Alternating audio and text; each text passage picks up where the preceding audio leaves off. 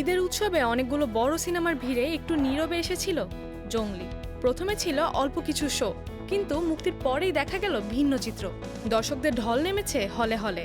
প্রথম দিন থেকেই টিকিটের জন্য লম্বা লাইন। কোনো দর্শক টিকিট না পেয়ে ফিরে গেছেন হতাশ হয়ে।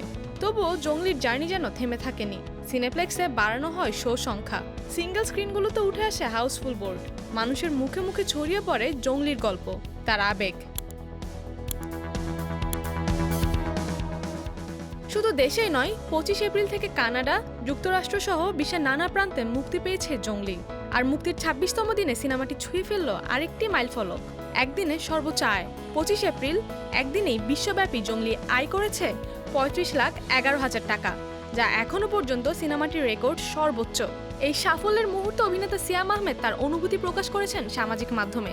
তিনি লিখেছেন, 8 বছরের শিশু থেকে 80 বছরের বৃদ্ধ সবাই যখন একটা সিনেমাকে ভালোবাসে, তখন এমন অলৌকিক ঘটনা ঘটতেই বাধ্য। সিয়াম আরও বলেন, দর্শকদের ভালোবাসায় ভর করে জংলি এখন এক অনন্য উচ্চতায় হয়ে উঠেছে একটি ফ্যামিলি ব্লকবাস্টার সিনেমা। ইব্রাহিমের পরিচালনায় নির্মিত জংলিতে সিয়ামের সঙ্গে আছেন বুবলি, দিঘি, দিলারা জামান, শহীদুজ্জামান সেলিম, রাশেদ মামুন অপু, সোহেল খান ও ইরফান মৃধা শিবলু।